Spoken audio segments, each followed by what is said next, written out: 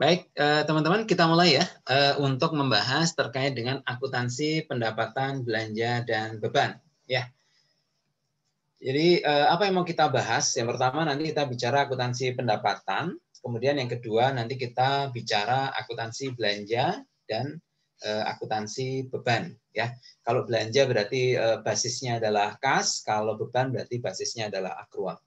Kita mulai dari yang pertama, akuntansi pendapatan. Nah, referensi yang perlu kita baca ya terkait dengan perlakuan akuntansi khususnya untuk pendapatan ya itu adalah standar akuntansi pemerintahan ya PP 71 tahun 2010 ya. Ini kalau pendapatan itu kan nanti kita lihat ya, kalau kita boleh perlihatkan PP 71 ya, pendapatan. Di sini ada namanya lampiran 1 itu ada namanya laporan realisasi anggaran, gitu ya. Terus kemudian juga ada namanya laporan operasional, ya, yang di dalamnya ada pendapatan. Kalau laporan realisasi anggaran itu pendapatan berbasis kas, kalau laporan operasional itu pendapatan berbasis akrual. Oke? Seperti itu. Kemudian yang kedua, referensi kita adalah PMK 238 tahun 2011 tentang pedoman umum sistem akuntansi pemerintah. Ini memberikan pedoman umum kodifikasi. Kodifikasi terkait dengan akun pendapatan. Jadi pendapatan itu apa saja, rinciannya apa, kodenya berapa, nah, itu ada di sini. Ya, baik untuk pemerintah pusat maupun pemerintah daerah. Jadi ada bagusnya juga kalau membaca PMK 238. Karena di situ juga dideskripsikan ya, misalkan kayak definisi pendapatan itu apa, akun-akun pendapatan ini digunakan untuk mencatat apa, nah, itu ada di situ ya. Kemudian yang berikutnya juga ada namanya buletin teknis ya, yang mendampingi standar akuntansi pemerintahan ya. Jadi buletin teknisnya memberikan penjelasan lebih lanjut, memberikan ilustrasi, contoh gitu ya terkait dengan treatment of accounting ya. Di sini ada namanya Bultek nomor 16 terkait dengan piutang akrual. Ada juga Bultek nomor 23 terkait dengan pendapatan non perpajakan dan Bultek nomor 24 terkait dengan akuntansi pendapatan perpajakan. Sama yang terakhir ada namanya IPSAP nomor 2 terkait dengan pengakuan pendapatan yang diterima pada rekening kas umum negara atau daerah. Ini merupakan bahan bacaan ya, bahan bacaan menurut saya. Jadi apa namanya ya poin-poin yang penting lah yang harus difahami ya, mulai dari definisi, klasifikasi, pengakuan, pengukuran, penyajian dan pengungkapan. Ini selain standar akuntansi pemerintahan ya, yang tadi ada PSAP ya terkait dengan LO dan PSAP terkait dengan LRA, maka ada bagusnya kalian juga membaca buletin teknis dan interpretasi pernyataan standar akuntansi pemerintah, gitu ya. Ini referensinya. Kemudian kita akan membahas beberapa hal terkait dengan akuntansi pendapatan ini. Setelah mempelajari akuntansi pendapatan ini, diharapkan kalian mampu ya menjelaskan terkait dengan pengertian, klasifikasi pendapatan, gitu ya, menganalisis transaksi, ya, kemudian melakukan pengukuran, penjurnalan, ya, sampai menyajikan ke laporan keuangan pemerintah, gitu ya.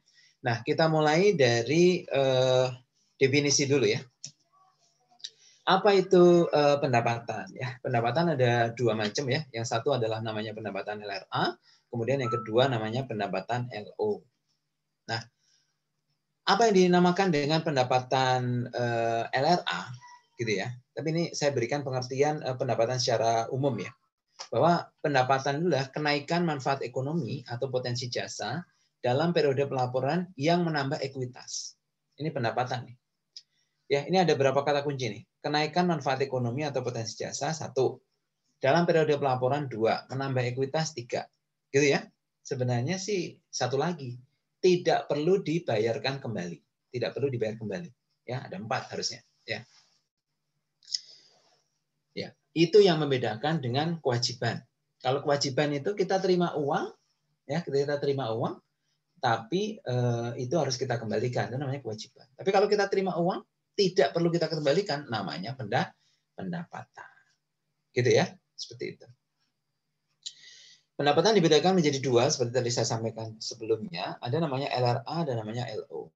Nah, Pendapatan LO. Nah, sekarang coba kita lihat. Pendapatan LO itu apa? Pendapatan LO itu adalah hak pemerintah pusat atau daerah yang diakui sebagai penambah ekuitas dalam periode tahun anggaran bersangkutan dan tidak perlu dibayar kembali. Jadi ada 4 kata kunci tadi. Seperti tadi yang saya sampaikan ya.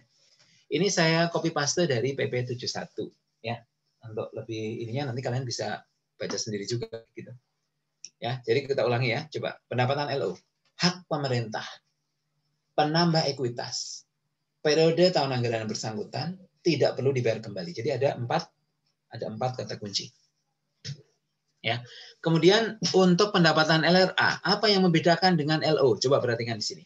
Kalau LRA, kata kunci yang pertama penerimaan kas. Karena dia memang cash basis. Ya kan?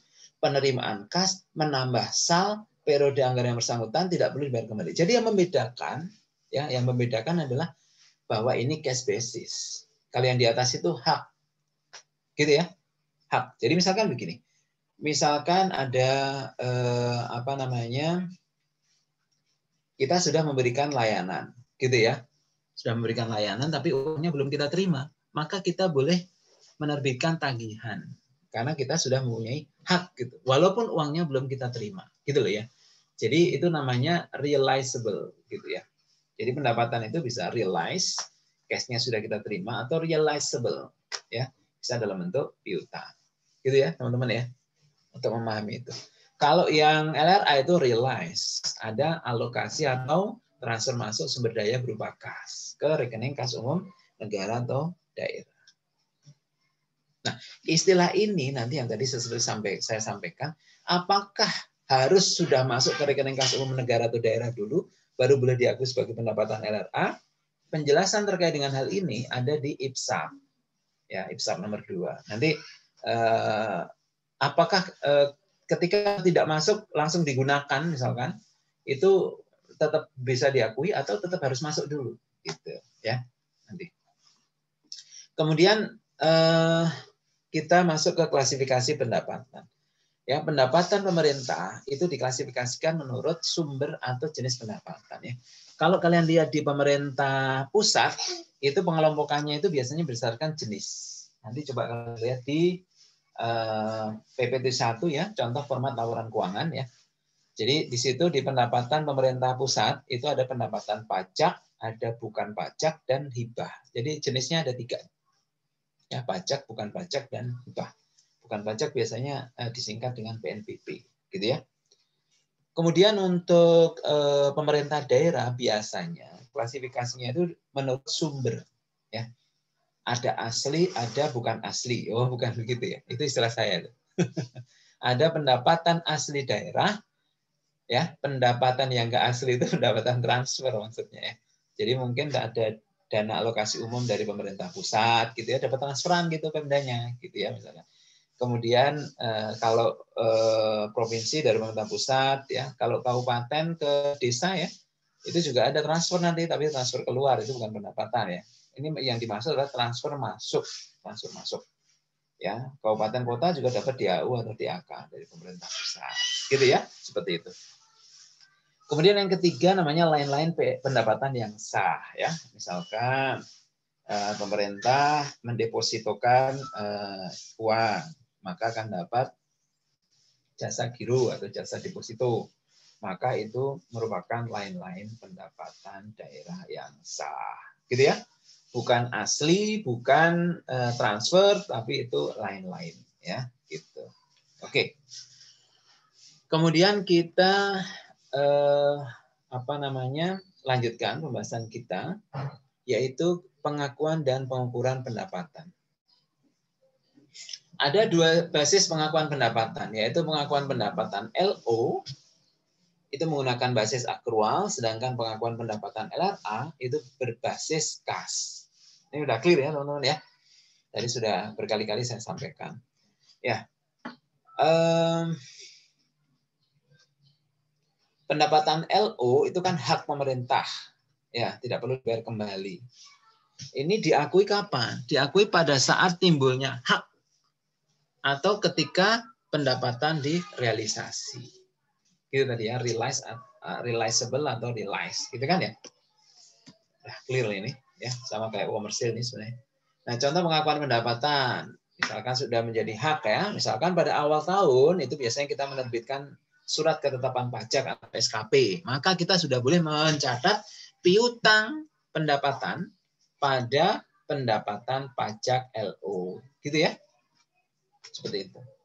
Ya, ini contoh pengakuan pendapatan. Misalkan biaya pengurusan SIM STNK ini biasanya oleh pemerintah provinsi ya, itu apa namanya, kita sudah boleh menerima mengakui pendapatan karena pada saat itu kita sudah terima kasnya juga gitu loh ya. Kalau ini cash basis biasanya ya, ada yang datang mau mengurus SIM gitu kan, bayar, nah itu boleh langsung kita akui sebagai kas pada pendapatan gitu ya, misalkan seperti itu.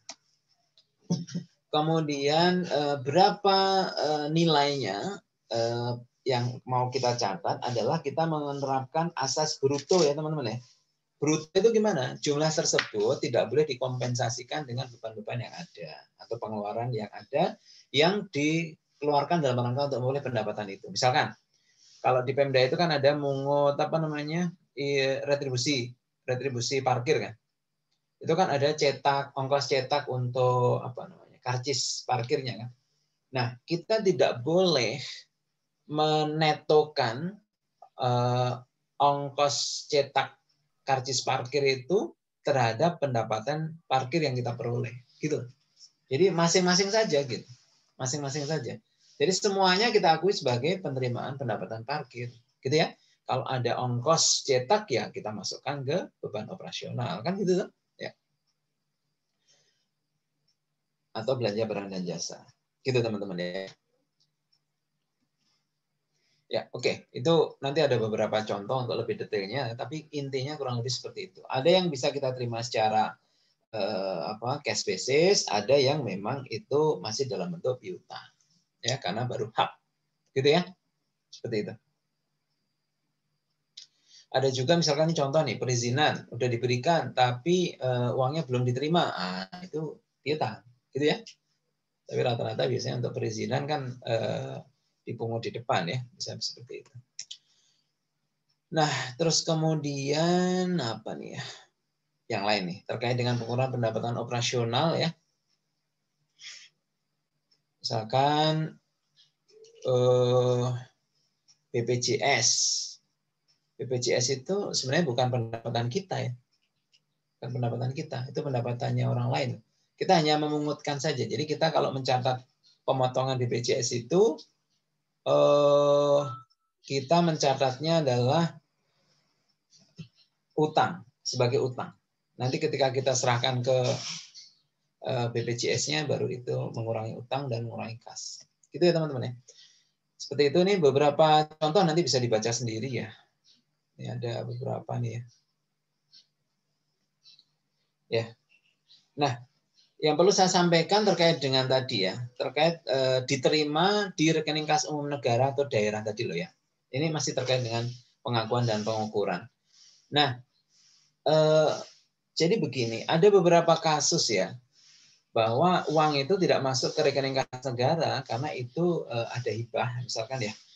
Hibah itu bentuknya uang tapi langsung dibayarkan ke rekanan, gitu ya, misalkan gitu. Nah, itu apakah tetap kita akui sebagai pendapatan? Di sini dijelaskan bahwa pengakuan pendapatan menurut PSAP itu ya, itu ada beberapa hal ya, mencakup beberapa hal.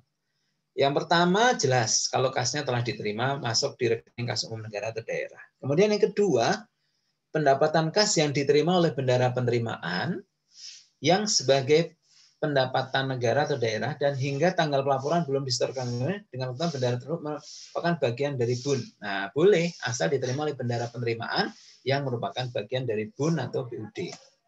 Kemudian juga yang penting diakui oleh BUN, gitu ya. Wajib melaporkan, sudah dilaporkan ke BUN atau BUD atau sudah disahkan gitu ya sebagai pendapatan oleh BUN atau BUD. Jadi titik kritikalnya atau kuncinya adalah apakah diakui ya, dilaporkan dan diakui oleh atau disahkan oleh BUN atau BUD, itu saja. Jadi nggak harus masuk betul-betul ke rekening kas umum negara atau daerah. Tapi bisa juga masuk ke rekening kas umum negara atau daerah dan itu yang merupakan pengakuan yang utama ya. Artinya memang defaultnya seperti itu. Tapi kalau manakala ada kasus kayak tadi itu, ya langsung digunakan gitu, asal dilaporkan dan disahkan oleh BUD atau BUN, maka itu boleh diakui sebagai pendapatan. Nah, sekarang kita bicara terkait dengan pembukuan atau jurnal pencatatan transaksi, ya teman-teman ya. Jurnal pencatatan transaksi, ya terkait dengan jurnal pencatatan transaksi. Ya, itu jurnalnya coba perhatikan dulu. Ya, bedakan dengan waktu kalian belajar komersial. Ya, waktu belajar komersial. Dulu seperti apa waktu belajar komersial? Coba dibedakan.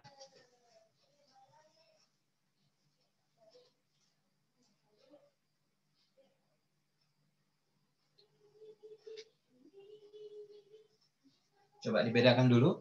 Nanti kasih tahu saya bedanya di mana.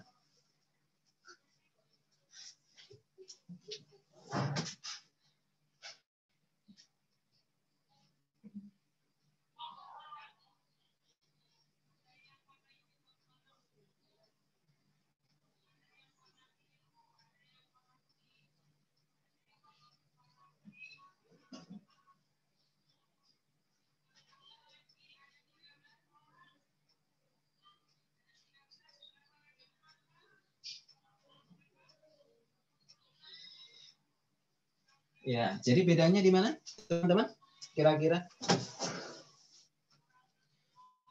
Ada yang bisa menyampaikan ke saya kira-kira bedanya di mana? Betul. Jadi yang membedakan adalah ada jurnal realisasi pelaksanaan anggaran ya. Ada jurnal realisasi pelaksanaan anggaran. Di sini kalau jurnal yang awal namanya jurnal finansial, ini jurnal komersial betul ya. Jadi ada kas di debit atau piutang di debit, kreditnya adalah pendapatan, gitu kan? Sedangkan kalau transaksi itu melibatkan akun-akun kas dan LRA, ya akun-akun LRA, maka perlu dibuat jurnal bawahnya.